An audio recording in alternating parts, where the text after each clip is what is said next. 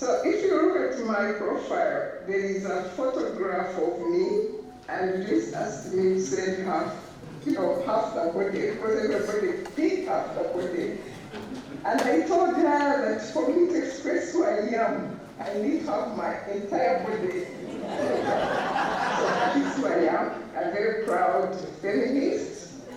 Proud because feminism has made me who I am. But also a very proud person of my tribe. People from Uganda know what I mean. So congratulations for coming this far. So my session, I'm supposed to talk about well-being, I'm supposed to talk about leadership and time management. And the three go together. It's like if you have a vehicle and it's broken, you are never safe as a driver and you never keep time because you're always repairing. So I'm going to use two metaphors, the one of a vehicle and the one of rooms. And if for any reason you don't hear me or our language doesn't connect, please stop me in the chat and let me know. And nobody will help me manage the chat. Yeah, So I would like you to, thank you. Don't read my face, read well. I'd like you to imagine your body as a vehicle. If you think about your body, how often do you check the vehicle known as your body? How often do you really check? Some of you who are drivers know that you check oil in the morning, you check oil, you check, fuel, you check tires, you check to make sure that you are entering a safe vehicle. So how many of us check our vehicles, the bodies? I'm using vehicle as the body. How many of us check every morning to find out how we are?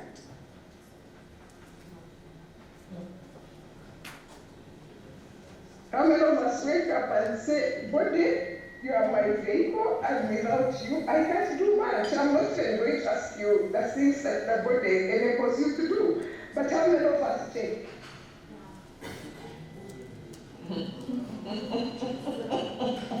We are looking at you. So how many check?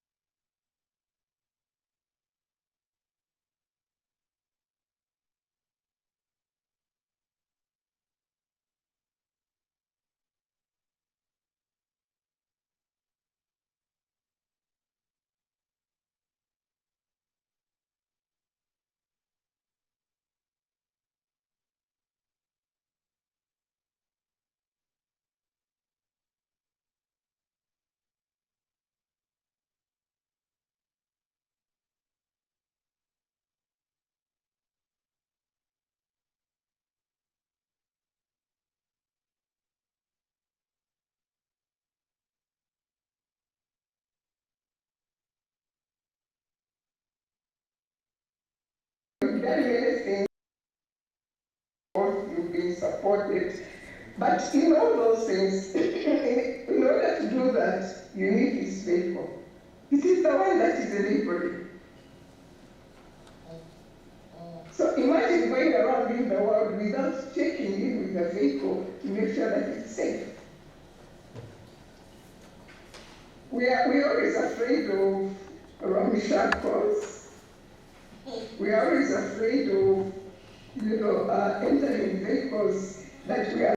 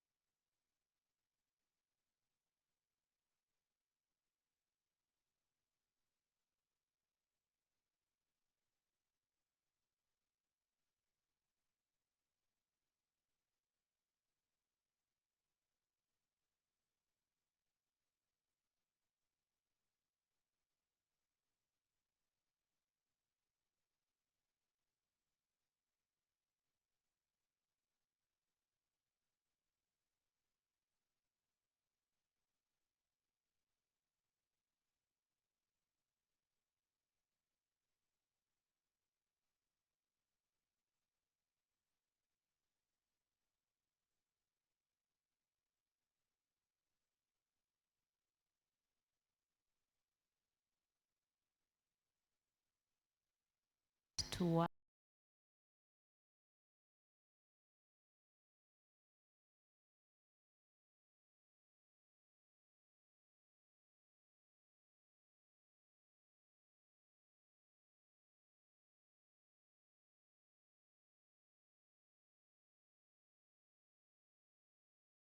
I'll just say I'm fine.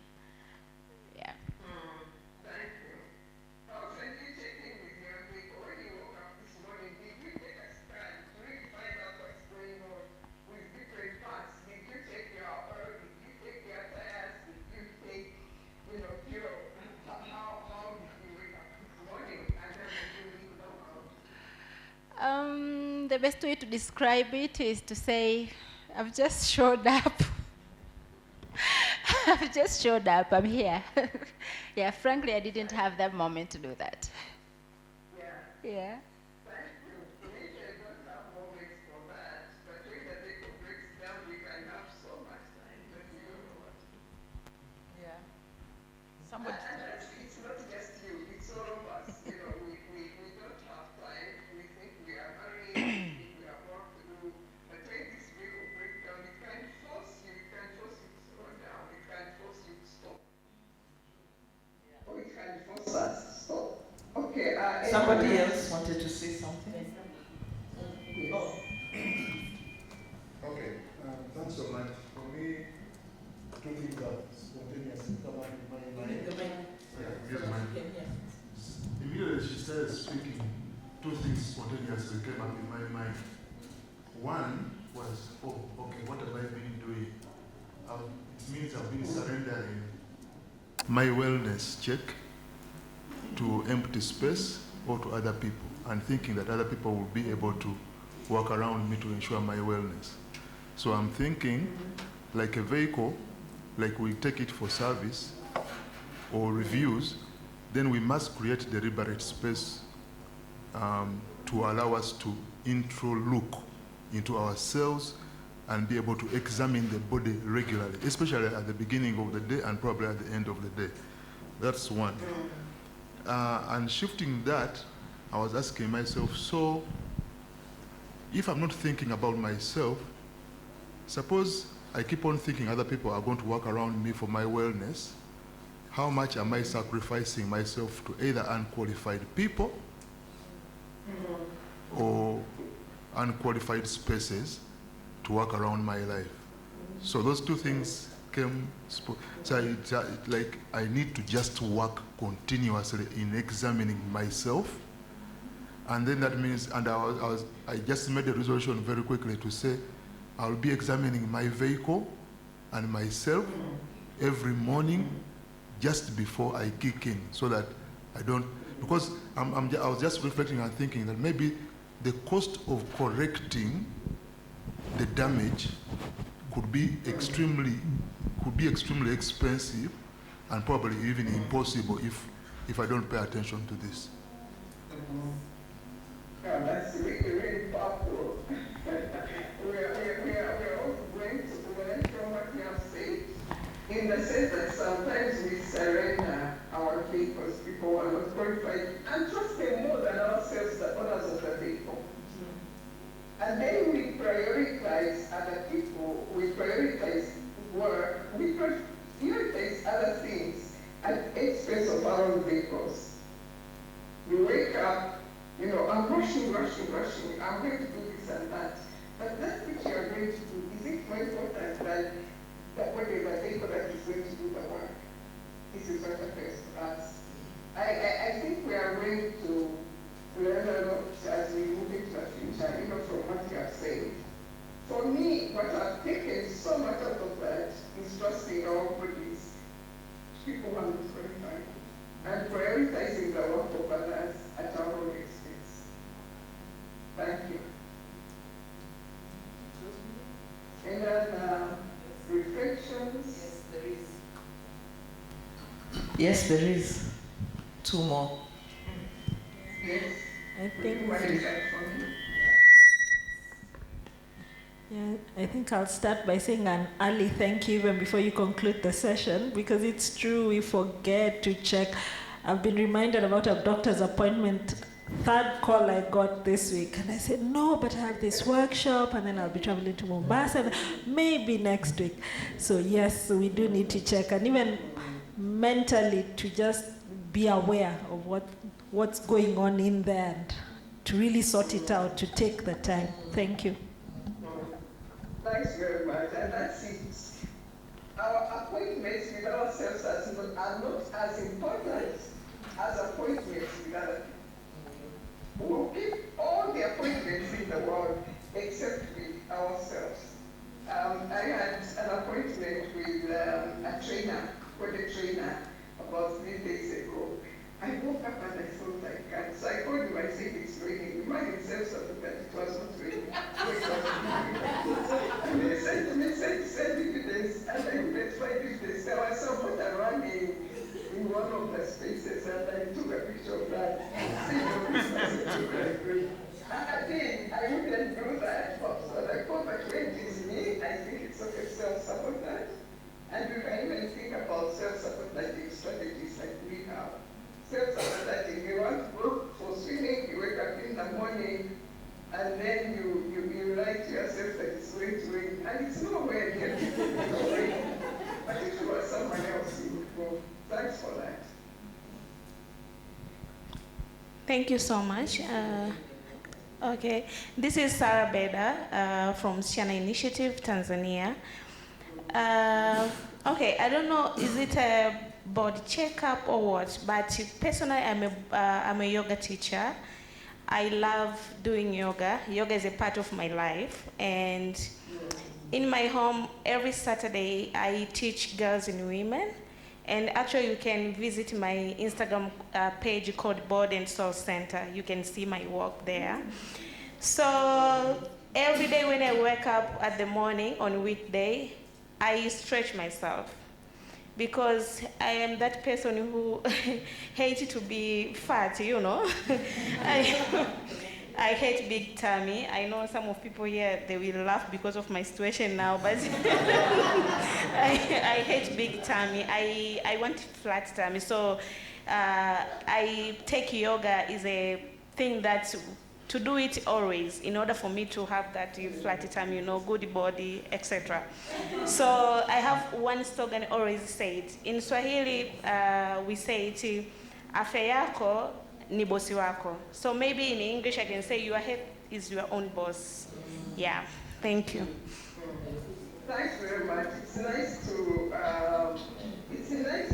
get some positive. You know, it can be others are positive, but practical, you know, what people do to maintain their vehicles. And for you, what you do is yoga, and I think yoga is supposed to take heart, mind, and body consideration if done well. Unfortunately, it has become technical and not the body, not the soul, not the spirit. But when done well, it's one of the things it's one of the ways of taking in, see how we are feeling. So thanks very much for that. And science is okay, you know, as long as it's being exercised. Yeah, but we all decide the kind of body we want, and you are choosing what you want.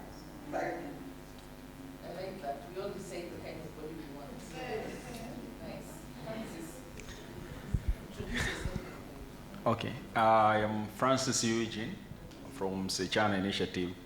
So for me, I am curious to know from our mentor if at all, because it is my culture. I used to go to the hospital every month, like to check for the full board examination every month. So it's used to be my culture. So I don't know if I'm also checking or or it was supposed to be intentional for me as I wake up every day, looking at my body, trying to hear some inner voices, what is it exactly telling me, and also work out on the information that I'm getting out of it. So I don't know if you can help me out of that, but for the exercise, submitting my body to the other expertise, yes, I do a lot of reviews. Yeah, 12 in a year. The That's very, very interesting. When we are people who grow up and die without ever wait for medical checkup. So you are raising a critical issue to taking care of that is for. And I hope that people who are here, especially women, are listening to that. It's women and men, check up. Some of us don't even have doctors, so we don't know how to take you. So it's a very good way of walking this world. But also remember that emotions have got an impact on the body.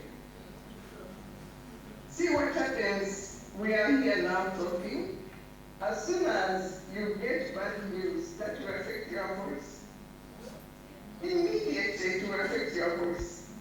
You can talk to someone who is very far away in Australia and ask them, what's wrong with your voice? Because there is a connection between the emotional and the physical. And as we check in with the physical, we should check in with the emotional too. You get bad news, and the first thing is, the heart, it starts beating. Some people might want to go to the bathroom. Some people might need to sit down. So there is a key connection between our emotions and our physical bodies. Our emotions, when we are loaded with emotions, energy doesn't move. It doesn't move as it should. And that, of course, eventually affects the body. Imagine, we talk about holding in your breath. When you're holding your breath, what is it? The body, what is happening to the lungs, what is happening to the heart. So that connection, we've always got to check it. Heart, mind, body, the body, the emotions. So as long as you can do exercises, great. Checking with doctors, that is taking care of the physical. But how do we take care of our emotions, of our own spiritual well-being? And I'm talking about spiritual. We have got many ways of understanding spirituality. But at least for the physical, you can take it. But then check in with your emotions. Check in with your spirituality. How are you doing? Yeah, I think we'll have one more and then, go to the next Thank you. item on my agenda. Yeah, my name is Michael Kanyesije from Kukuza Education, Uganda. And I just want to share experience about the vehicle, who is me, and I have to acknowledge that it's sometimes hard for me, and the truth, what I have noted here is like I intend not to check my vehicle, and regardless of the warning signs, I still continue not checking it. So I ignore the warning signs as well. So this, in one way or the other, shows me that maybe I am much more interested in doing the major repairs than service. And when you mentioned that at one moment, if you really do not want to check your vehicle to ensure that it has enough water, the tires are okay, and you need to use it and move distances, then you'll get stuck along the way. So it has happened to me. I'm that one person who tend, maybe because of one reason or the other, a lot of work on my plate, I'm thinking about this. In the morning, when I wake up, I'm already thinking how I'm going to go through the day, drop kids, do this, do that. Don't take the vehicle. And on several occasions, I've ended up doing major repairs other than servicing. Thank you. Yes. Thanks very much. I think that applies to many of us. So we know that, when we drive, we can be very, very careful, but others might not. So in taking care of our vehicles, we've also got to understand the context within which we are working. There are those things that happened to us that we didn't, it's not our fault. You are driving carefully, but someone is not. They don't you. So we work within a context, and that's what makes our work political. So you are taking care of the vehicles, you are doing everything you can, but there are others who are not taking care of their vehicles within a working space. So what if you take care of your vehicle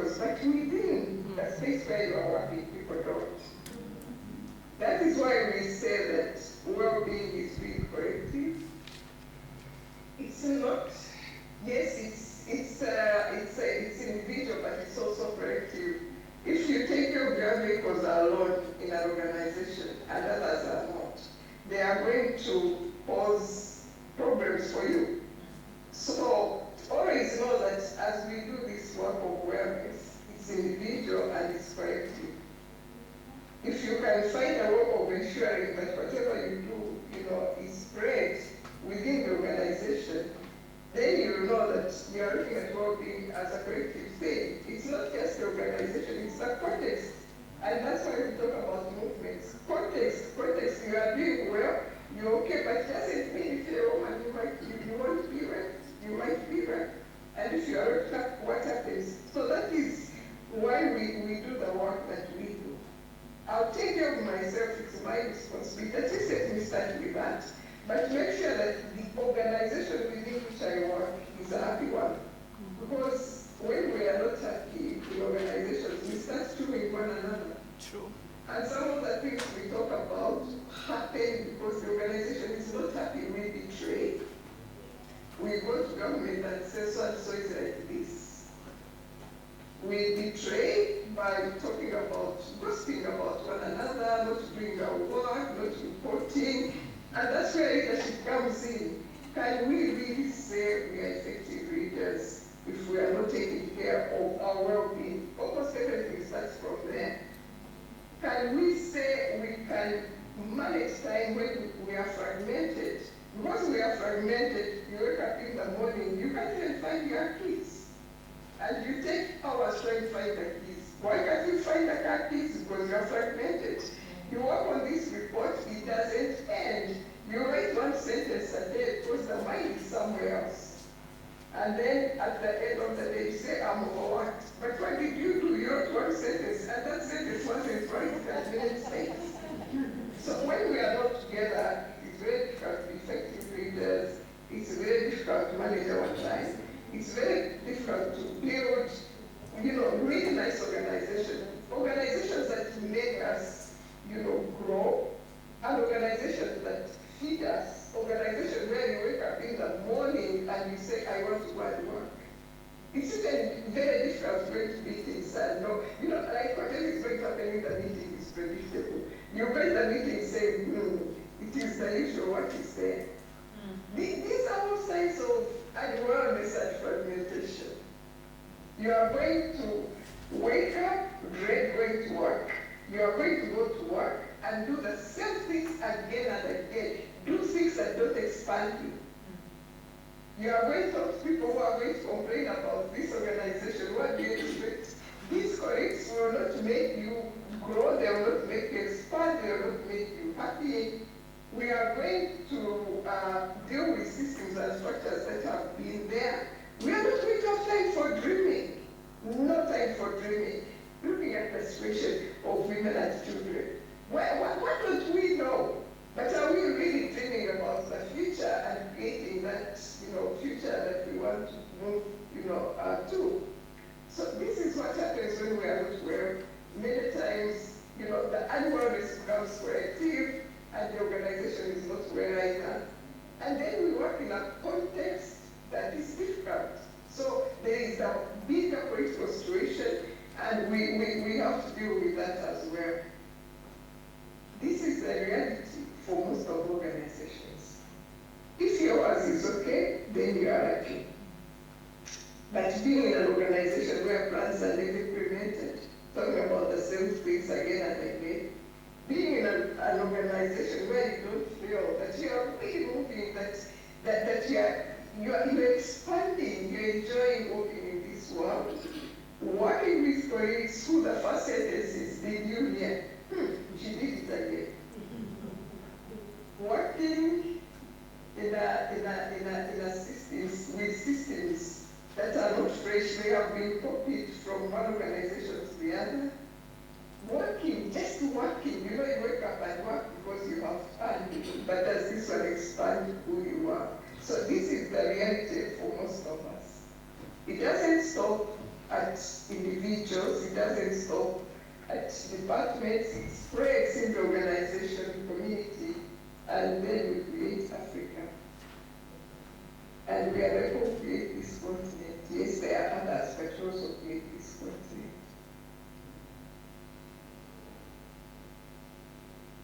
So as you sit where you are sitting, think about your own organization. Is it well? Even if you work alone, I'm sure there are people that you connect with. Is it okay? What are those bags that you carry every day that make you unwell, that you didn't pack?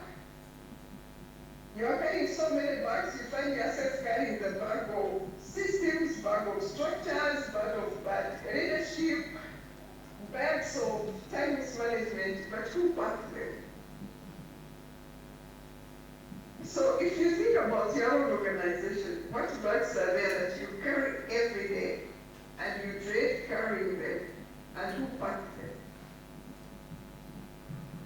Engage with yourself. Engage, you can even talk to people at your table. Think seriously, you have been, with this program for quite some time. I think you've interrogated yourselves, you've thought, you've reached out, you've done a lot. But are there still birds in the organization that you see? You didn't pack them, but they are there. 15 and 9 workers, consultants, we're always talking about the bags that we find in consultants that we didn't pack. Of course, some of them we did. And we are always saying, okay, how do we reduce these bags? How do we throw them away? And can you throw them away alone? You can talk to people at your table. You might not tell them the whole truth about your organization, but some things you can share. Don't worry, you can share. They are the same, every organization has got its own flags.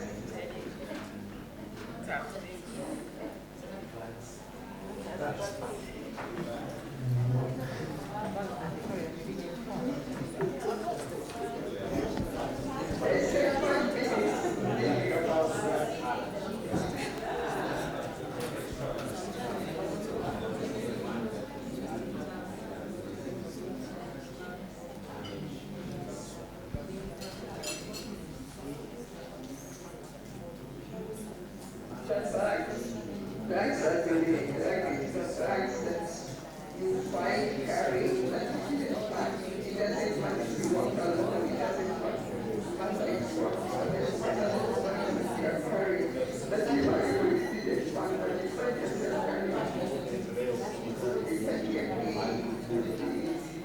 bad management, it could be bad leadership, systems that don't work, structures that are so tired that you don't even see why they are there. It could be policies that have outlaid their experience and what they can.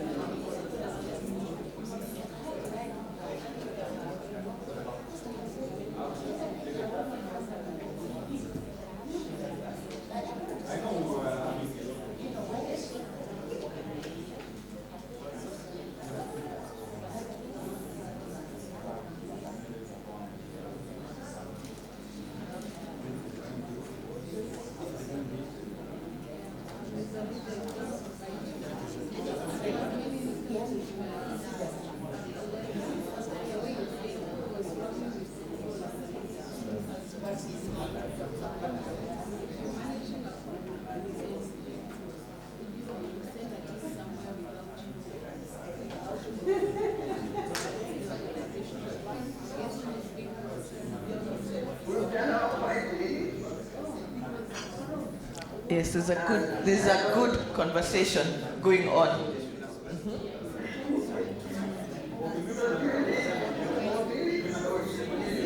I think we can continue. So let's continue. When we talk about these bags, then really our work becomes political. And wellness is not political. It's not something that is just there. There is a way society clap once. You know, you can't focus on for yourself. That's good enough. This is much more so for women, and maybe too, but mostly women. There is a way that society taught us to manage our organizations. There is a way that we are going to see the world. And this is why well-being is very much political, leadership is political, and so is time management. So from what you have discussed at your tables, does any of you want to share what you discussed? You are not obliged, only if you are willing.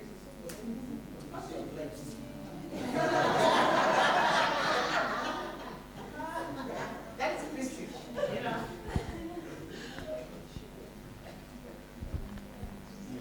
Here. Is it cold? People are wearing sweaters. It's so hot here. It's like a desert. Is it cold? But anyway, it's hot. Okay.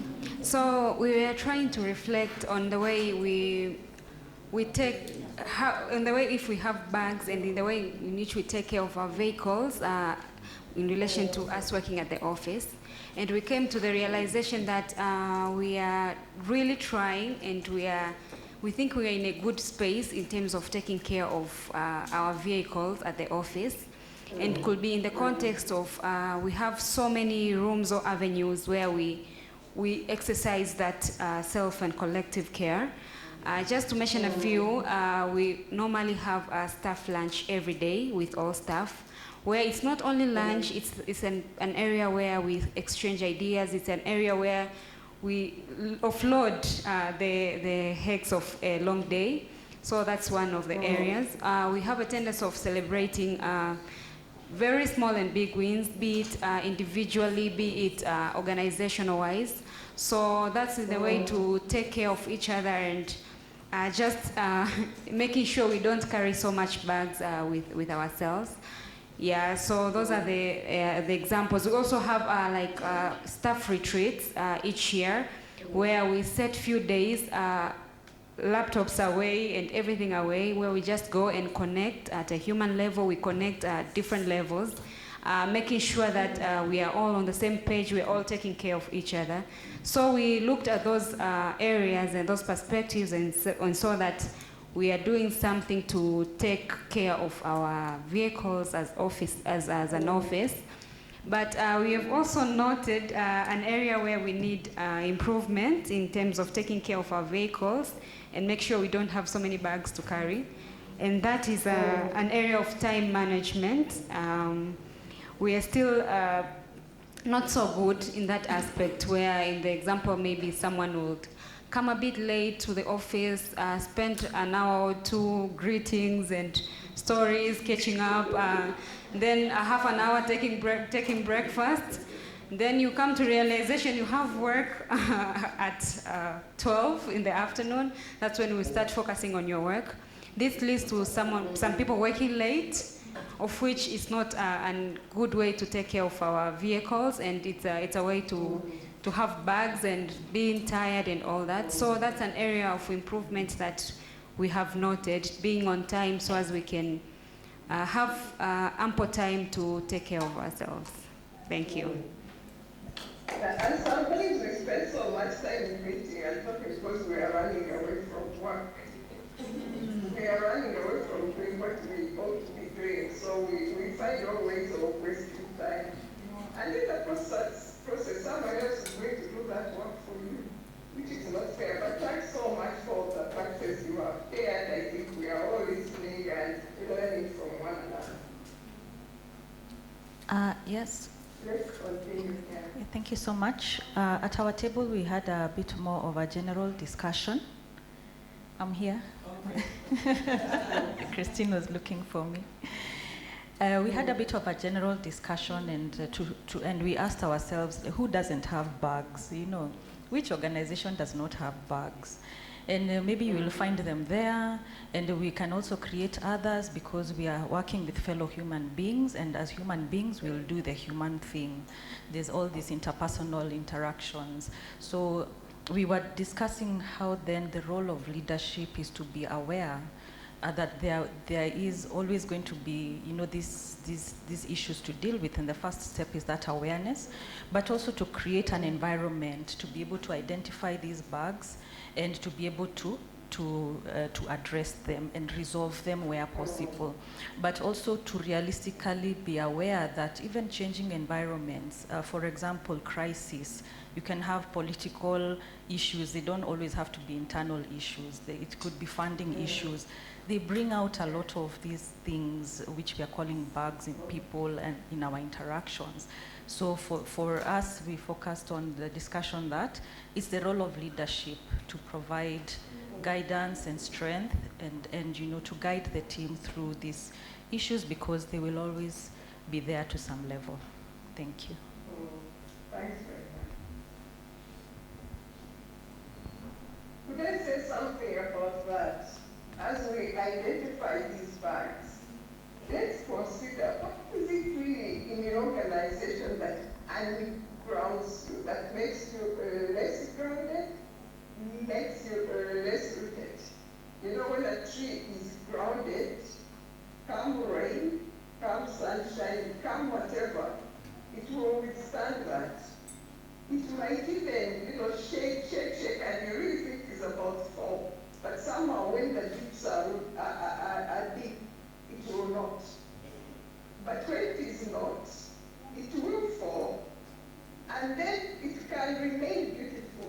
You look at it, it's foreign, it is green, everything is there, but it's not bearing fruit. And that happens in some of organizations. You can look at the values, look at the vision, mission, but they are not bearing fruit. They look beautiful to the outsiders, they are green, they attend meetings, they talk, but where are the fruits? So asking yourself, as you sit together, what grounds me, what ungrounds me? What is ungrounding could be some of the things that you have said. Money can be terribly grounding, lack of it. But leadership could be terribly grounding. Systems could be terribly grounding. Organizational culture could be terribly ungrounding. So do you ever sit as organizations and ask what grounds us, what ungrounds us? That is one thing. The other thing is activist fire. Perhaps when you started working in your organization, you were on fire. Real on fire, you couldn't wait and you made this suggestion and that suggestion and whatever, but nothing happened. And then the activist fire started dying. So just check in. How is your activist fire in the organization you work for or you work with? How is that fire? Is it, can you really see it? Can you touch it? What is it that is carrying your activist fire? You know, just to give an example, you can wake up, you're on fire, and then you get bad news, and immediately, you know, you get cold. So when you think about fire, fire in the belly, as they say, whatever you are doing, even if you are, you know, even if you are working in your own, how is your activist fire? Is it burning? Is it low? Is it, you know, is there just a sort of the fire that was here, just warmth and there is nothing else? So when you sit in these staff meetings of yours, when you sit, even in well-being sessions, when you go to retreats, do you check your activist fire? How is it? And if it's not strong, what is killing it? What is happening with your activist fire? How is voice in your organization? Is it really, you know, are there many words that are stuck in your throat that you would like to say, but I will not say them? I will not say them. how sometimes we go in meetings and we keep thinking, I should have said that. How I wish, I wish. So the words are not. It remains like in the thought for a long time. We get sick, our families get sick, our organizations get sick. So what is happening with voice? Who is speaking, who is not speaking? What is happening in their heart in terms of passion? So I think we need tools that can enable us to see how we are doing. So one, as I've said, grounding, roots, having your roots deep down. What is grounding you, what is ungrounding you? And I think this is what people call resilience in a good way. Not resilience in terms of suffering and different, but resilience in terms of your roots being deep. How deep are the roots of your organization? How deep are your own roots? How deep are the roots of your relation? And if they are not deep, why are they exposed? What is happening? You could use this as a tool in your organization. Sit, and if it is an outspoken, organization, and ask yourself, what is grounding us here? What is ungrounding us? Of course, it takes time for people to tell the truth. Even if truth is your value, people don't because they are scared, because you haven't looked at issues of power. But you cannot talk about grounding and ungrounding without knowing power dynamics. What is grounding us? What is ungrounding us? Then you take temperature of the activist fire in the organization. What is activist fire? Have you ever been in a space where you enter, an organization or a space and it's really cold? You cannot see anything that is growing. The activist fire is not there. Even talking stuff, you can tell. We are talking to someone, and then they see the head of the organization coming, and they run away. I don't know if you have had those experiences. You visit an organization, you are talking to someone, they see their bosses, and they run away. Or you go to an organization, and you say good morning to the person at the reception, and the first thing is not good morning back, but what can I do for you? Do you have an appointment? Have you experienced that? For us who work as consultants, and I think some of my fellow consultants will bear witness to this, you go to visit an organization, and they send a driver, organizational driver, speaking. By the time you go to your hotel, he has told you everything. Tomorrow, when you see the short one, she'll be wearing a black skirt. That one is a thief. Or if you see that one, you see her, she will be sitting in a corner. That one, be careful. Whatever you say, she's going to tell everyone. I once called an organization wanting to meet the director, and the receptionist said to me, she said the director has gone to the toilet, and he has taken a lot of newspaper. I don't think he'll come out quickly. And usually it's a problem there. The director has gone there to the toilet and has taken newspapers. You think he has taken newspapers? He'll be there for a long time. And true, when I went, I found very difficult issues that we needed to deal with.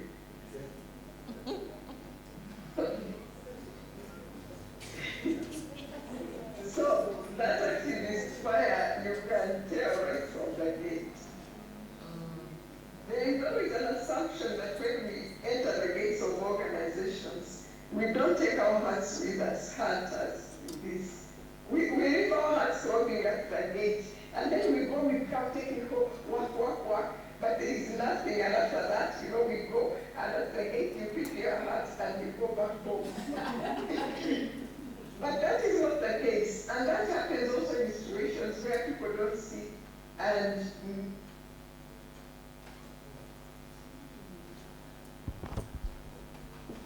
Hold on, we've lost you again. Pause. The heart has left.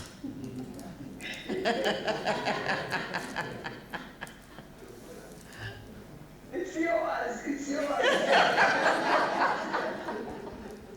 Okay, you're back. I was talking about assumptions made in organizations where they say, don't bring who you are here, you come here to work.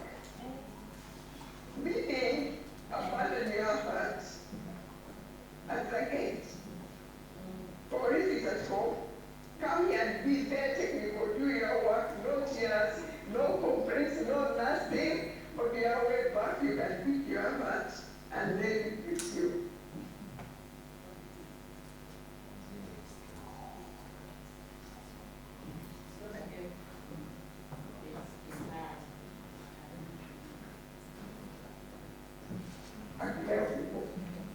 I'm talking about me being me.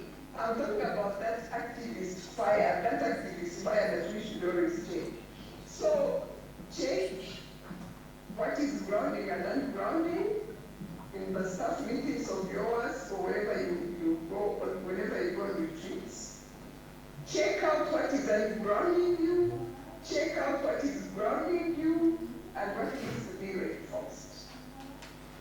Then check the fire. You are doing this work. Everything seems to be okay, but where is the fire? And once the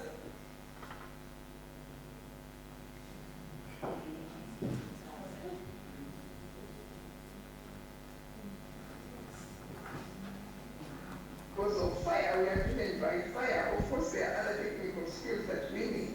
But check, is the fire burning?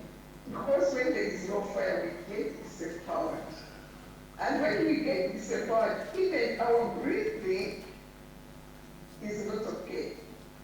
Just to give you an example, when you get bad news, there is something that happens to your breath. Either you breathe very fast or you slow down. The activist fire, the fire, not necessarily activist. Fire, it is not what it was before. So you think about the organization and check in our activist fire, how is it? And if it is waning, what can we do? Or if it's too much that it's burning everyone, burning everything, how can we slow down? Check out for voice. Are we speaking up? Are there medicines stuck here in the throat that we are not saying? And we always say that when we meet in the toilet. Are there words that are stuck in the throat that when you have a meeting, you are waiting to meet with so and so that you can talk about what wasn't said? What is happening?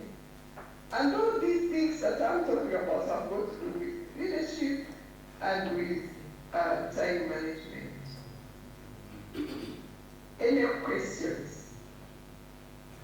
Let me stop and ask if there are questions, or if I left my heart throbbing and I'm here without you. Any questions? Or any concerns, or any observations, or additions, or whatever it is you want to share, anything, just speak up. Don't let words get stuck in your throat. Thank you, Hope. My name is Ernest, the one who talked about surrendering our awareness to unprofessional people. But I'm back again. So one of the things that you mentioned is dropping the bags. But I just want you to help us understand how frugal and objective and strong or brave, how can we be that frugal, objective, and brave to crystallize out, to identify and crystallize out which bags to drop? Because that is the most difficult part of it. How can you be objective and strong enough to identify which bags to drop. Because it's really, sometimes they are really ungrounding, and the way people view them at individual level and at team level is a little bit difficult. And to join on that, is it just about dropping the bags? Because I need to warn, you may drop a bag with critical content. So, yeah, you can easily drop a bag when it has your passport. So, how, you know, that frugal process, which content do you drop in the bag and which bags do you, how objective and critical can you be, or even brave enough to drop which bag? Thank you. Thanks, Alice. I'm going to say something and then I will invite people in the room. There are coaches here, there are others, I'm not the only one who can add.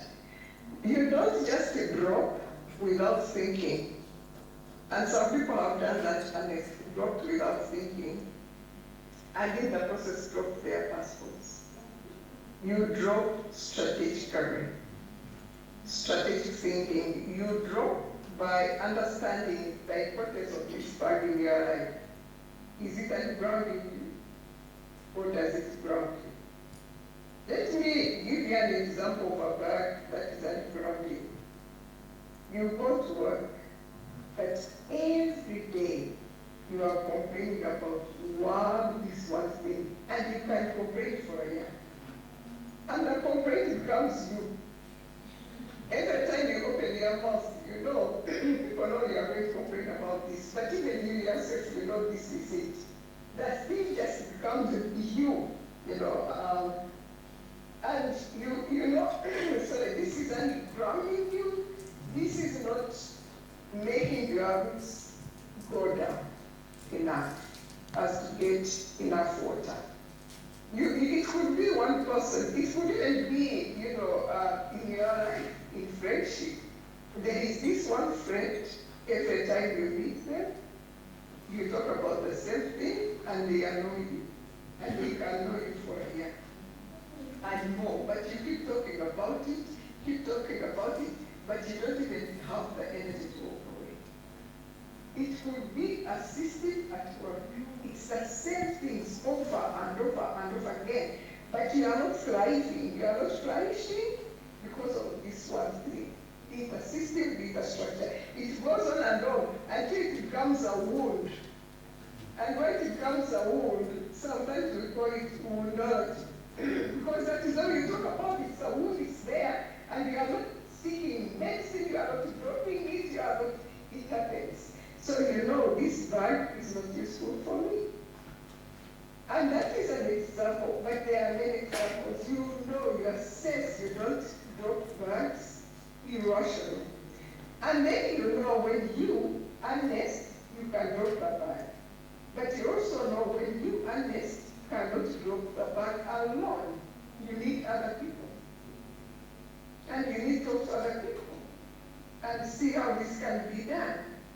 But you also know that other people might not come along. So you know when to walk away. When you say, no, now I have to walk away.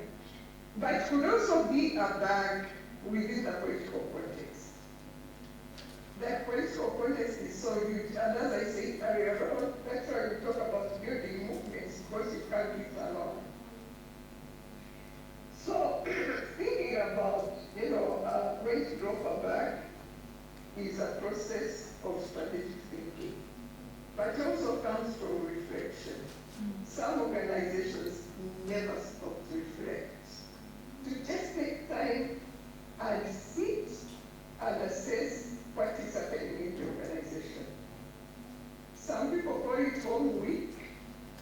Home week means you stay at home in the organization. You don't go outside.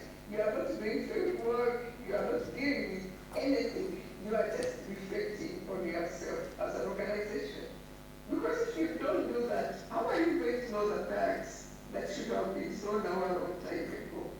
We do believe that work is what makes us thrive. But stopping, catching up, finding out if the strategies that you are using are working. You've been using this strategy, but is it really working?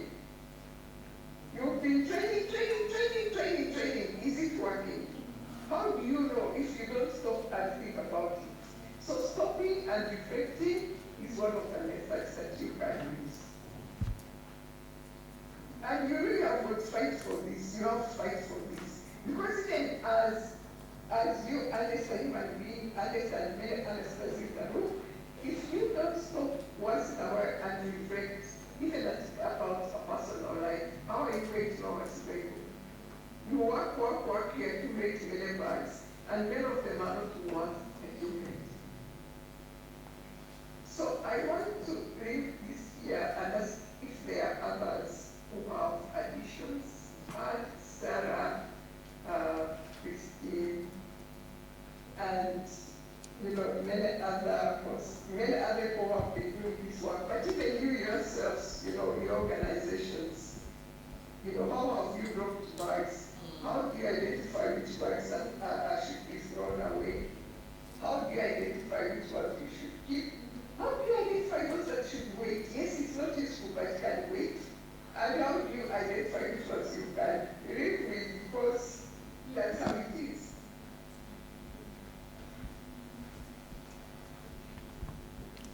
Coaches at the back, do you want to add? Do you want to help us drop bags? We're dropping bags. Are you helping?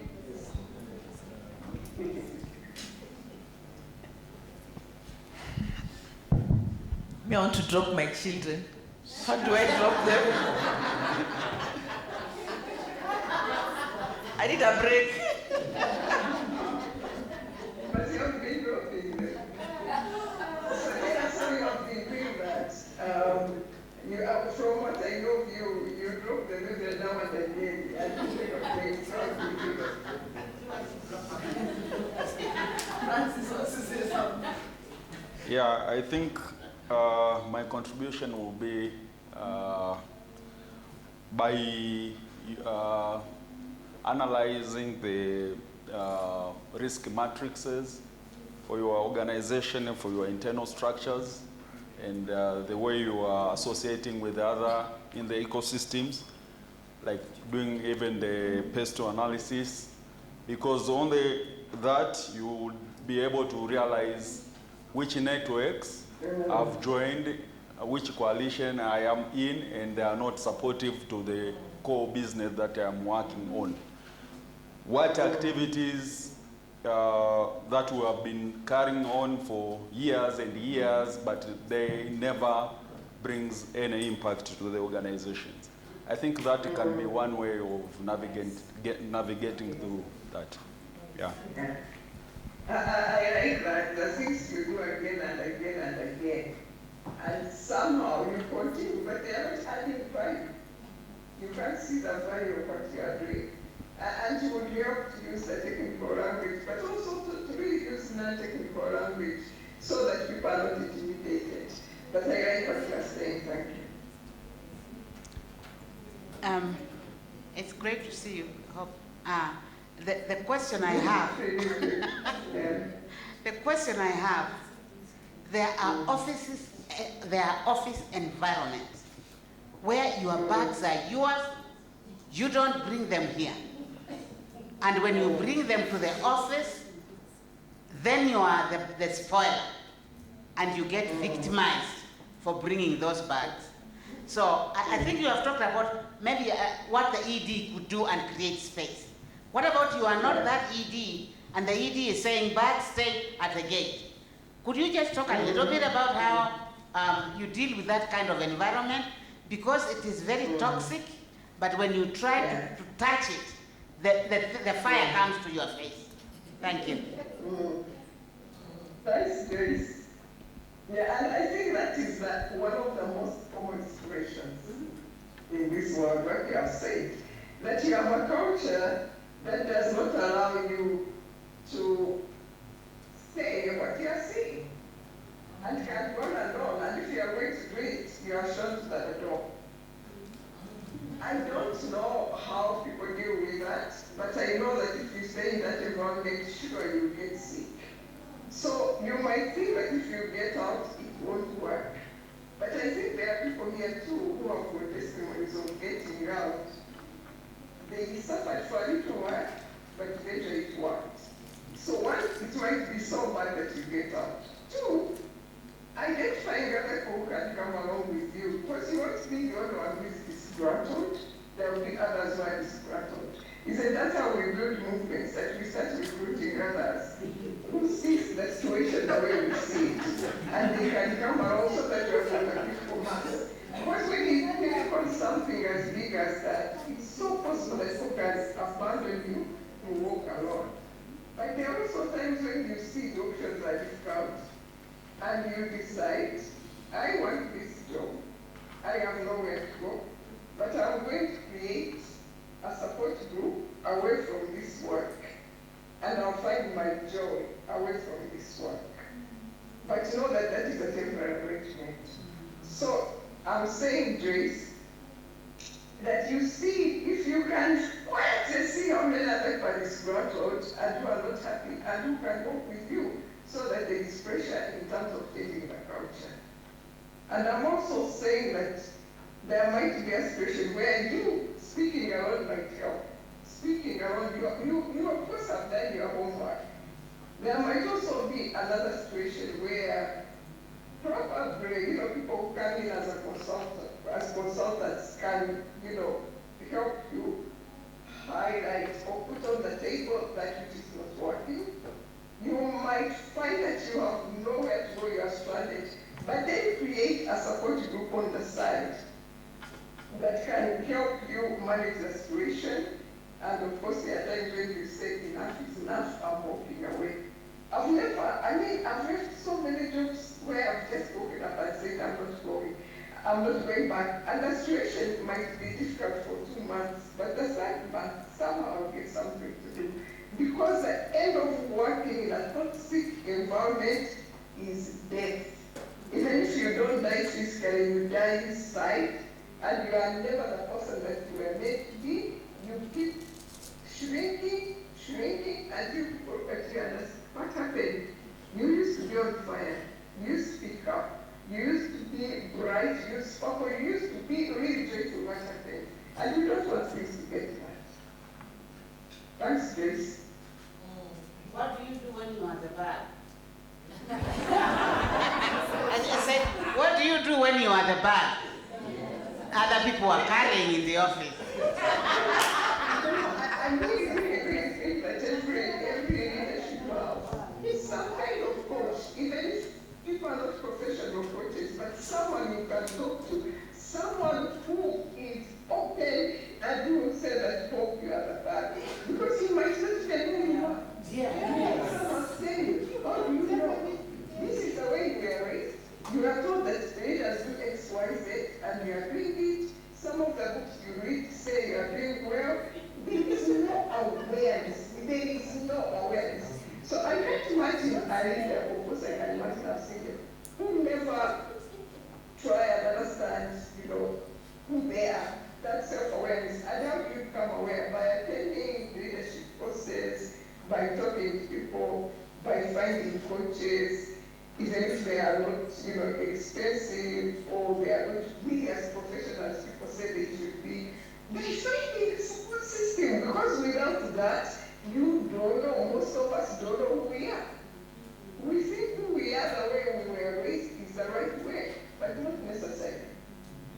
So if you're ready and you are sitting here, try and find a support system. Try and find people who tell you the truth, and tell them that you want them to tell you the truth. Who are you? Are there some bugs that you carry that annoy them? Annoy your friends, but also annoy you in the organization. Try and bring someone in the organization who can talk stuff, and so that you understand what staff members think about you. I always think about coaching, and how sometimes we say we are coaching, but we are talking to one person. I've had arguments there. We are talking to one person. The one person will give you what they think they see or who they think they are, but how are they perceived in the organizations? If you don't gather information from people that are being led, you will never know what's going on. One person, if I talk to you, I'm going to tell you who I think I am. I'm this and this, but you will never, even if you ask me questions, I am careful, I'll answer them.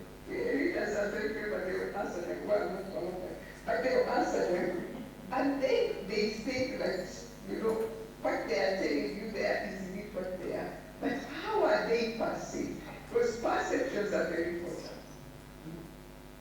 So you're a leader, you want to be effective, find ways of getting the truth about your leadership from the people that you are leading.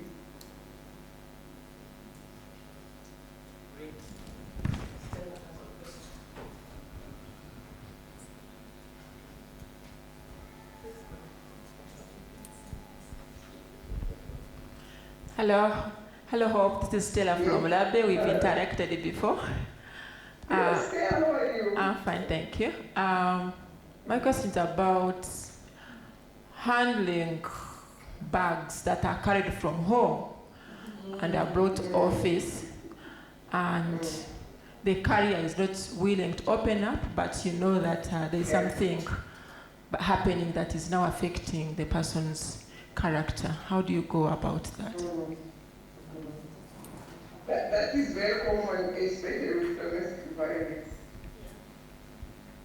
And I think that's where bringing in experts come in for people who are dealing with that. Because still, how do I know that if I come and talk to you about my domestic violence, that you are going to receive it well, and you don't be vindictive, and you don't use it against me? Part of that is the organizational culture. Is this an organization where I'm really safe, that I can open up about what I'm going through? And you know, this is common with all of us. Or I think really 90% of us, that you are never sure if I tell the truth, if I open up, will I be helped? Is there a system that can support me? And indeed, if people told you what is going on at home, would you manage it? Would you hold it? I think this is where we need others to come in and support us. But also to create that culture, what people call safe space. I have problems with that word safe. But where you learn to create space where people can open up. If an organization is very strict, it's very technical, from, you know, where do you start from in terms of unpacking yourself and sharing what is happening? And sometimes it's not even domestic violence, it's that some people at home are sick and you don't know, you are managing home and you are managing sick people. Sometimes it's the children, as Christine said, they are demanding, they want this and that. Am I allowed to talk about this within the professional space? Or will I be told to manage that situation at home and manage it there and not bring that home, not bring it to the office? Most even managers who say that, say, what is happening at home is your affair. Here we are professional, we deal with work. If you are not able to deliver because you left someone sick at home, they tell you it's none of their business. So what kind of cultures do we have? Second, do we have professionals who come in every now and again and can provide support? Third, are we able to really manage that situation? And if you're a leader, how much can you manage? So what have you created within handle, our private conversations that people want to have? What have you created? Because when you are alone as a leader, you can't manage everything. You'll be overwhelmed. And then you find yourself staying here and there, it becomes too much. But within the organization, you have a structure that can handle it. Is there an outsider that can come in every now and again support you? Does the culture support that? Do your system support that? Can you even allow a person who has divorced to go and live? I always talk about this. Divorce is such an emotional thing. You have lost something, it's as good as death. But we can have that in our human resources policies, so that when people go through divorce, they can go home and first find accommodation, sometimes they'll find accommodation, find ways of managing children if they are children, finding ways of managing their emotions. We even do this. So Stella, I think let's start with our human resources policies and see how we're there. Let's think about our approaches. Let's think about the support system we have as organizations. Let's think about the support we have within our organizations. Otherwise, as a leader, if you want to take on everything, you just collapse. Now you find yourself carrying so many people and you don't have the energy for that. You don't have the support for that. you don't even have the technical capacity to manage that. But what you are saying is very, very common. You see someone struggling, you see them diminishing, you see them losing energy, you know something is not right. But every time you ask them, talk to you, they say it's okay. And then you don't know what to do. Yes. Thank you. Yeah, I have a perspective I want your support on, and it's on how do you discern what actually qualifies to be a bug? Because I'll use an example of myself. Like when I was in a much lower position, there are things which look like bugs, but now with the elevation and you see things clearer, you actually understand why people did what they did and why things are the way they are. So how do you make the difference and don't skew to the entitlement and anything else that could go not as meaningful? Thank you. What you are saying right now is what I'm seeing in organizations. So we are talking about well-being. And someone disappears for 2 weeks, and when they come back, they say they were taking care of themselves. And you are supposed to shut up because you are talking about well-being. And then someone comes and says they are taking care of themselves and you have nothing to do. To you, it's a bug, to that person, it's not. So how do you know? Let me put a question to the group and take a look. Joyce, there. Thank you. Thank you very much, Hope. Joyce Nairuba from Labe. I'll start with the example you just gave. Somebody just disappears and they come back and say, hey, it is wellness, I was taking care of myself. I believe within the organization, and you did mention it, human resource policies, there should be guidelines on how do you disappear. Do you just wake up one day and you go? Is it so? It can't be just laissez-faire. Walk in or walk out the way you want. There should be all those guidelines on how do we get to self-care, I believe. Thank you. And Joyce, I think those guidelines too should have a human face. Because many of us have got guidelines that are so technical that there is no human face. And once you identify some of the things that happen in organizations, your own organizations, including disappearance, then you know you must have a guideline on that. As you say, how do you disappear? It might not be in the human resources guideline, because unless you have taken time to develop those guidelines with your staff, with everyone, it's collective effort, not just staff, but it's a collective effort. Because I see, I see most human resources policies that really are not human, friendly, but are also not current. COVID taught us that. COVID came and, we have had changed so many things, including working from home. But how current are our human resources guidelines? How human-friendly, how people-friendly, how woman-friendly, how young people-friendly, how old people-friendly? I think we have to take all that into consideration. But even apart from that, how do I know which are bugs? And bugs, what is a bug today might not be a bug tomorrow. But what is a bug today is a bug for me. Tomorrow I might not see it as a bug, but it's a bug for me. Let me give an example. I work in this organization where, as I've said earlier on, taking care of sick people is not, sick people within my home is not considered at all. It has nothing to do with me. It has nothing to do with the organization. But then I come in and I can't work. This is a huge bag that I'm carrying. Tomorrow I'm a manager and I'm reinforcing that which didn't work for me. That is why when we take care of bags, we are going to be intersectional.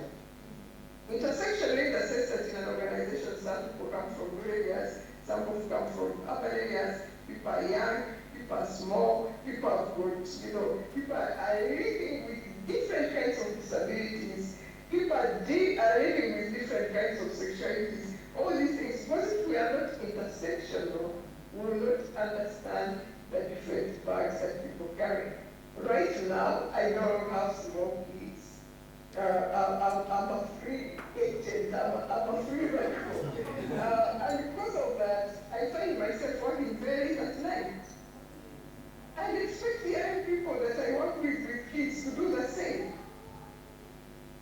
It is only, with the realization that I'm different from them, that I start understanding the bags they carry, without sitting back and asking. So these people that I work with, some are very young, some are looking for, partners to marry, some have little kids, some are newly married, some are in areas without power, some are this and that.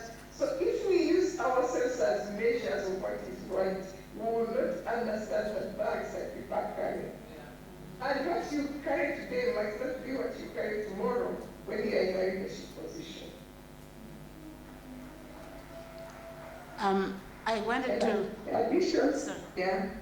Yeah, I wanted to... I don't know what people do here, but I am thinking creating an environment where there are relationships within the organization and people are connected. It is very important because then whoever is carrying the bag relates with someone who not only the ED, because the ED will be killed. So by the people, everybody coming and they shouldn't. So how human are your human resources? It's one big question. And actually, who takes care of everybody in the office? So what we were doing that may not be applicable here was that everybody in the office had somebody they were talking to. So it could be a mentoring arrangement, that is taken care of by the office. It could also, my direct reports, I met with them every 2 weeks. And the question is, how are you doing? Before we enter, what were you supposed to deliver? Because the meeting for what you delivered was done the week before. That's why it was every 2 weeks. So that the person can say, during our normal meeting, I'm asking, what were you supposed to do? Did you do it? Why did you not do it? What support do you need from us? So the work thing is not a part of this thing. Part of this thing, and it could even be 30 minutes. How, Stella, are you doing? But the boss, if you go and are talking to a program assistant, they will just freak out. Why are you asking me that kind of a question? So I think it is a sense of creating an environment where people are connected to each other. Who are your direct reports? Do you know how they are doing? Who is reporting to them? What is going on? And so you create a chain of care within the institution. There are usually no surprises. But of course, I have never worked in a big, I have, but university, they don't care for you. You can go get lost, kind of a place. But I worked in some foundations where nobody asks you, how are you doing? Or some of the situations, I'm the one who instituted them because I do not want surprises as a manager. I don't want people to be coming and they are collapsing and they are telling everybody they are crying on corridors. I should know as a manager, but I don't have to be the one directly. So I wanted to just talk a little bit about creating an environment that is human. Without that human environment, killing the ED. I mean, these people are carrying burdens I would never carry. These EDs are dead already. They are not dying, they are dead in their offices. Because everybody has a problem, they are running to the ED. Everybody has a complaint, why are you not blah, blah, blah, blah. And if the EDs, excuse my language of anagram, if the EDs are two, forget them, they are dead and buried. Because when the EDs are twos, they want to help everybody every time, and they sit in their offices. And I have seen people in NGOs crashing in my space, and NGO leaders crying in my office. I am giving them money. And when they are getting to the point of crying in a donor's office, you know it is over before it is over. Somebody even at one point was telling me, you take the NGO, find, I find you. But they were crying at the point. How did we get there? So part of what we have been doing with the personality thing is for you to know who you are, and then figuring out if you are the ED, or if you are supervising 10, 15 people, or 20 people. What are the systems there to make sure the information will get to you if they actually know you care completely. And they will, you don't get it directly. So you say something about that, because I was saying this morning, NGOs, people are machines. You deliver. We don't want your bags here. You know, who is a carer in the place? Actually, it is the ED. But who carries the organization? Not because the EDs are involved in the projects. They are the ones who are doing the projects when they should not even be seen in some places. So I think it's a bigger thing. And how do we change our structures to accommodate care? Well, thanks, Joyce. Very powerful. Friends of mine and I have been debating if really this position of ED should be kept because of what you have said. And I mean, it's a lot. Imagine if you have 40 people ensuring their salaries for them, you have to deal with human resources, you have to do with your field, it's a lot of work. But what you talked about this is relational power, assessing the relationship within organizations. Some of the organizations I work with have created what they call a happiness manager. Having that position of happiness manager, who becomes what Joyce has said, but also checks in. Are people resting when they are supposed to be resting? Do they use the facilities they have? How are people doing? You are sitting here, but what are you sitting on? What bag are you sitting on? How can you be supported? So the happiness manager works very closely with the human resources manager. But as you said, Joyce, creating those structures that look beyond what is written. Relational power. How are we managing this power in organizations? And I think what you've said is very clear, straightforward, no need to add.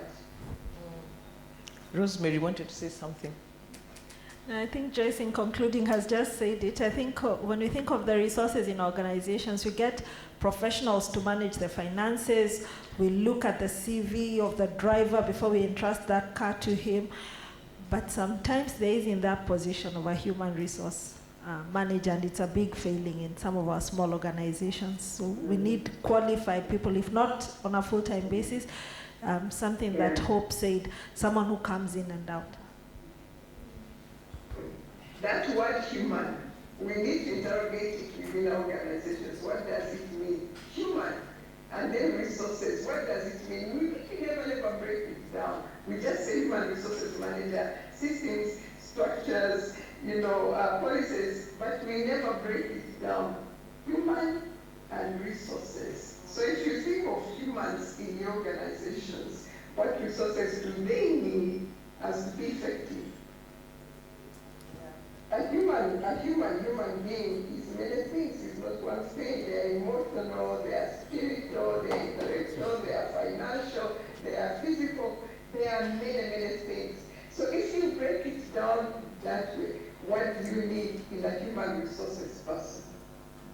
And what kind of human systems, do you need in an organization? Nice. One of the things I thought about is if you have skills to manage your home. So sometimes it is seen how you manage your home. We used to have a president and we used to say, he doesn't even have any wife. If he couldn't keep a wife, how can he manage our country? And we laughed about it, but think about, if you think about your people, the same way you think of your home, whether you're male or female, you'll put certain things in place. And you will get the help you need to ensure the system is running very well. Because in your home, there are certain things, this I can't do, I need. I don't know why we separate, we really silo ourselves as leaders. That I run my home, this is my home. When I go to the office, I'm like this. When I am a mother, a sister, I'm like this. When I am a daughter, I am like this. We've really siloed ourselves for some reason, rather than holistically seeing the way I show up, how do I show up in every space, so that my lens is alert. So if you have 10 children, your lens is alert, that one is becoming a drunkard. That one needs to be looked at. And in your office, you do have people struggling with alcoholism. We talk about gender violence, but there's also alcoholism. But if you had a range of them, you're alert to, where does that person come late? The people don't even know who comes late into the office. Why are they always late? The people who are always sneaking out to do something, why? So, as Joy said, it doesn't have to be you, but your antenna should be up to what's happening there. The same way your antenna is alert to your home, that's the same way it can help you in your own organization as a leader. Thanks very much. Yeah, but some remark about your president and wife. Right of trees. But I'll not comment. I really love that. That if we thought about our needs in a home, with regard to our food, with regard to our well-being, with regard to our, if they are kids, yes, with regard to the kids, if they are spouses, yes. But with even running a home, my God, managing a house, that, will probably, help us in terms of how we draw human resources. But we've made that separation. And that separation can be very dangerous. At least in terms of thinking about the needs and what we put in our policies. So it's, I would like to say, we've been sitting for a long time. I'd like you to stand up. Let's see. So, standing up and stretching. Stretch, standing on your toes. Right. Stretch, stretch, stretch. And then, the neck, while you are breathing, keep breathing. And, bring the neck for your right shoulder. Until you really feel it stretched. And then the other side.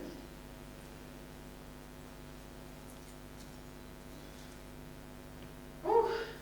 And if you can spread and find space in the room, spread and find some space in the room. And then just, stretch your legs, your arms like that. Okay, there you go.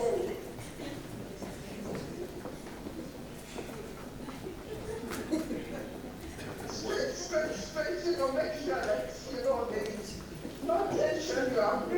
You are breathing, but you need some space.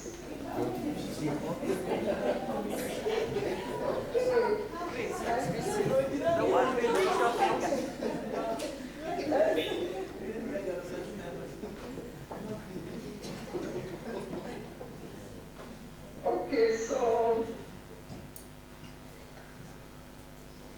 are we straight? And if you are sitting on a chair, just create space, with your chair, and stretch your sides while your feet remain on the floor. Stretch your arms one side as far as you can, and then the other side. Stretch and know that you are really stretched. It's your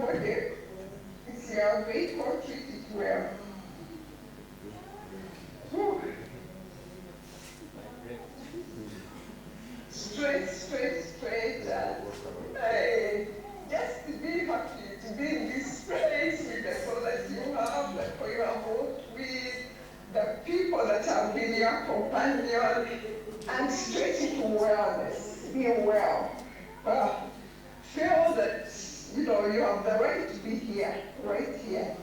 It's a privilege. Okay, so let's sit down. I'd like us to do something for the next 15 minutes.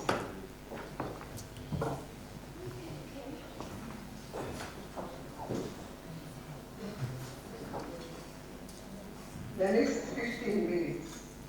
So everything we have said sits in a room, sits somewhere where it is the words that are not said, that are stuck in the throat, where it is this body that we have not taken care of, where it is our emotions, whatever it is, sits in a room. And this room is your body, and let's now imagine that body as a house. So get your pen and draw your house. Draw a house. And this house has got 4 rooms.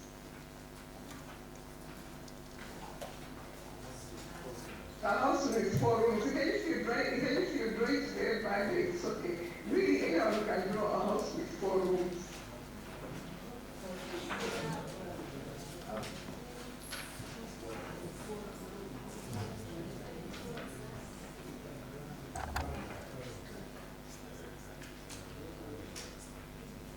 So the name of the first room is called status quo. First room, status quo.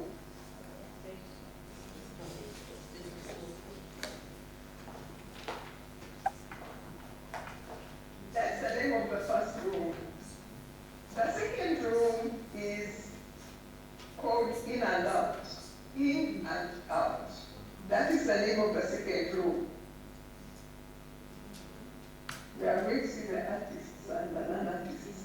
But it's called in and out.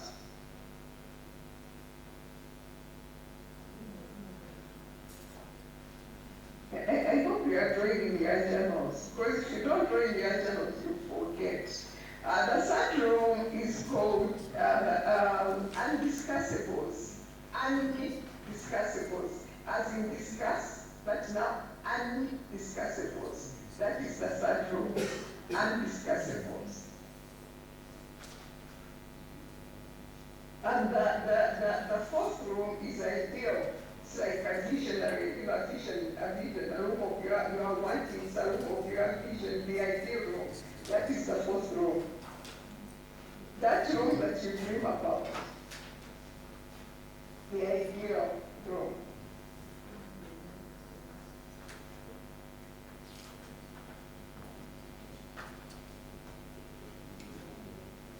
Okay. So from everything that we have discussed, in a way is going to fall in these rooms. The first room, the status quo, is about everything that you've thought about. You've wanted to do them, but somehow you don't, because you prefer maintaining the status quo, maybe because of fear, maybe because that's how you were raised, or you think that's how organizations, or that's how you should be as a good person, a good woman, a good man, that is how it should be. That's what society says. Maybe because of culture. So it is the status quo where you sit and you fear making a move because of whatever reason.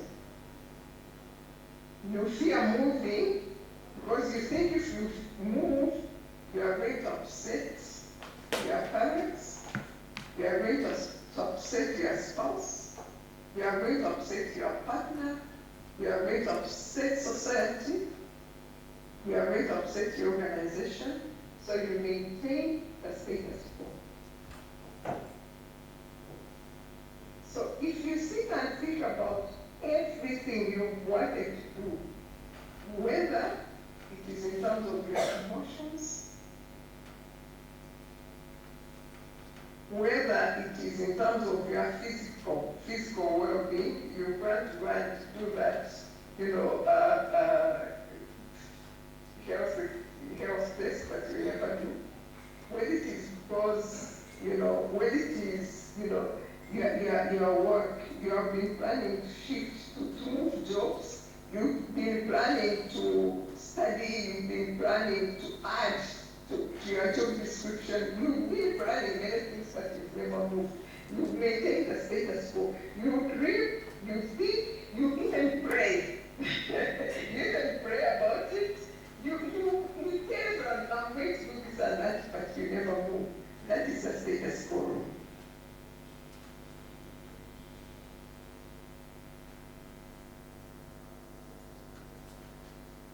So, for you as an individual,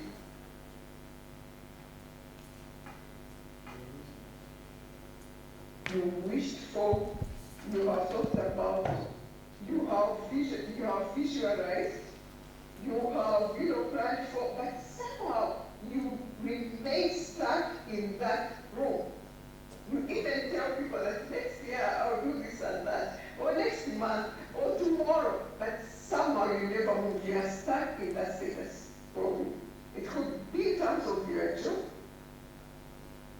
could be in terms of your relationships, could be in terms of you, your well-being, could be in terms of your leadership, could be in terms of how you manage your time. You've made all these things in your head. If you go to your end of year journal, there are so many things. If you talk about, you talk to your friends, there are so many things. They are there. They are sitting in the status quo.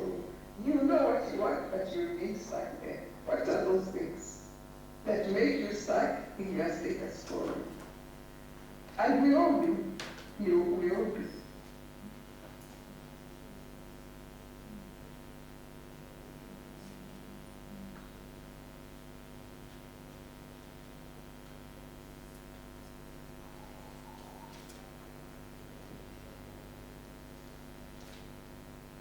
Okay, so that is moving very fast. So that is the second one, the second room. The things that you know, like when we come from here, you say, I'm changing now. You go back home. You take care of your vehicle. You actually do many things. But somehow something happens. And you find that you are going back to the status quo. What are those things? You come here, we talk, you are motivated, or you think about this whole, journey you have taken with your colleagues, and the things you promised yourself to do. Some are written, some are not written, and you've told yourself you are going to change, but somehow you change for 2 days, you change for a month, you change for a year, but you gravitate towards the status quo.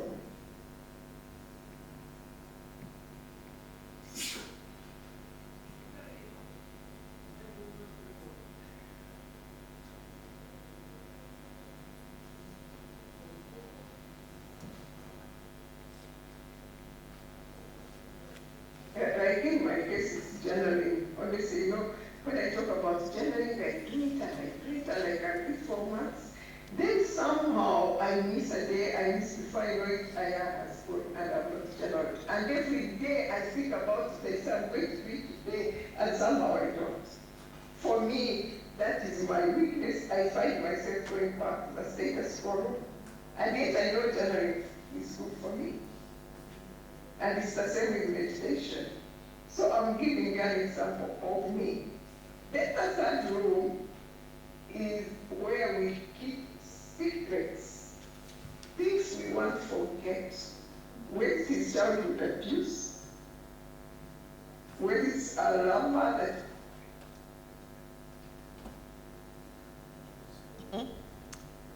disappeared. Let's see if she get back. We've lost you. Hope. Where did you lose me? At the lava.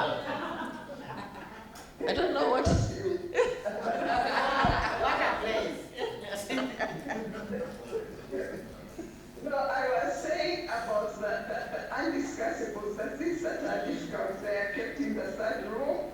It could be the way you have suffered because of lava, or because because you were brought up as an orphan, or because of the work violence that you have experienced, or violence in society. Those things we don't want to talk about. We put them in the third room, we lock the third room, and we don't want to be reminded. It could be childhood trauma. It could be anything we want to remember. Those things we put them in the third room, and we lock it, and we walk away. We even throw away our keys because we don't want to be reminded. So think about those.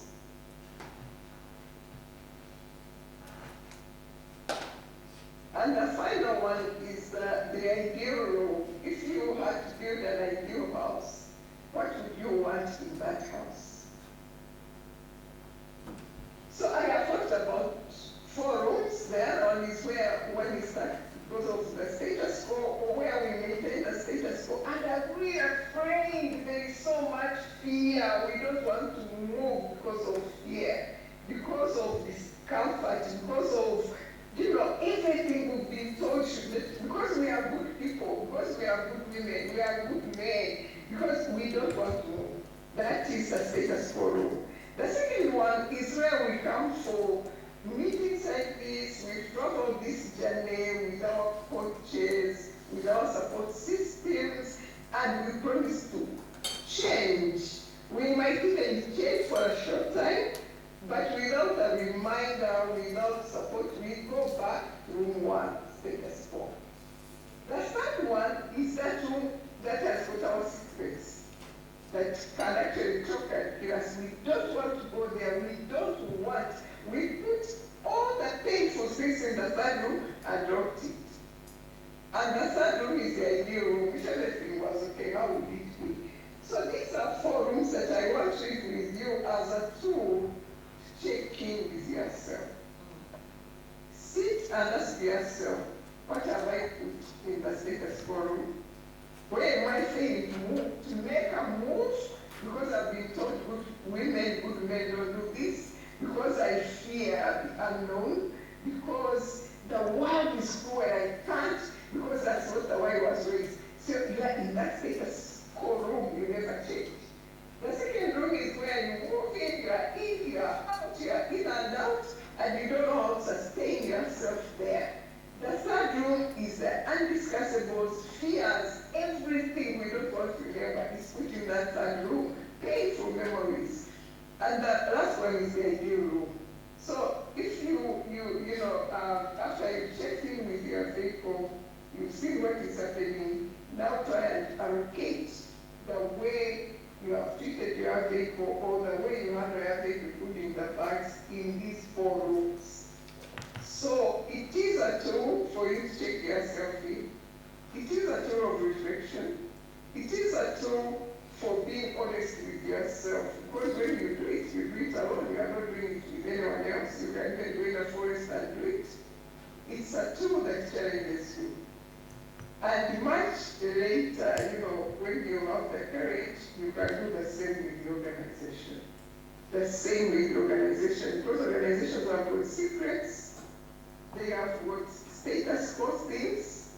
They have got things that they do and stop. And they have got what they see as the ideal that they keep talking about over and over and over again, and nothing changes. So with these tools, the vehicle and the roots, I'm sure you can bring most of what you have learned into this. Whether it is in terms of your leadership, whether it is in terms of time management, whether it is in terms of wellness. At least for me, the 2 tools do work for me. Of course, I go in and out. But somehow I have something to use. Because without something to use, it can be very, very difficult to navigate this world. So let me take this time to thank you very much for allowing me to be here. I wish I was in the room with you much more. I wish I was going to have lunch with you. And thank you very much, Buddy, for supporting me. Thanks, Chris, for inviting me. And thanks, everyone, for being here. Some of you guys have said I know, some I don't. But it doesn't matter. I'm very happy to be here. Thank you.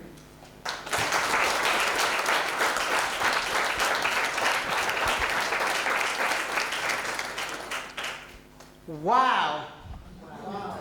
Okay, I have no words, absolutely no words. Thank you, Hope, for just showing up. The fire has been there for years, and I heard it again today, challenging us and also giving us options that we may have, which we cannot have unless we stop and seek wellness. It was so clear that if the vehicle is running at the top speed, we have no chance. So I hope we have heard her, and we'll be able to continue, that these thoughts will haunt us. Because the way Hope speaks, you just kind of, when you are forgetting, you are seeing the undiscussables. Oh my goodness, oh, you turn here and she's there somewhere saying something. So we thank you for bringing your heart to this space and for giving us what just I had hoped and more, and for helping us figure out whether we want to lead or whether we want to stay with the status quo. And the fact, what we want is that ideal place, and to be the instruments that would be bringing others to that place.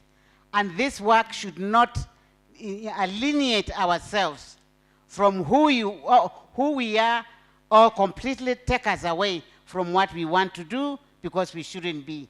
So thank you again from the bottom of my heart and of this team of almost 50 people here. I'm glad you made time to come. Thanks again.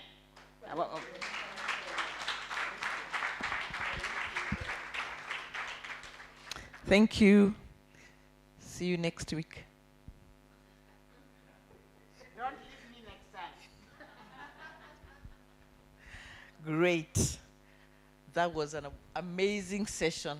I'd never thought of, I thought you'd just talk about the body and exercising, but holistic body, physical, emotion, your organization. She didn't even touch politics. So I hope you wrote some notes. I hope you got something. I think we deserve lunch, don't you? That was an amazing morning. I hope you remember what we discussed yesterday at 9 a.m. Looks like a long time ago. So let's take a lunch break. And we're back here at 2. 2? It's now, yes, at 2 o'clock. I will not be here in the afternoon. Will you please be here at 2? Will you behave like, eh? You can tell I have many children. Tell them, I'm going on a trip. Will you behave yourself? Mom, we're okay. So, till I'll get a report. So, have a good afternoon. Please be here at some minutes to 2 so that at least the people doing the energizers can do their thing and we can start off the afternoon well. Enjoy your lunch. And Melissa, do you have an announcement? Okay. The vouchers are behind there for lunch. Enjoy.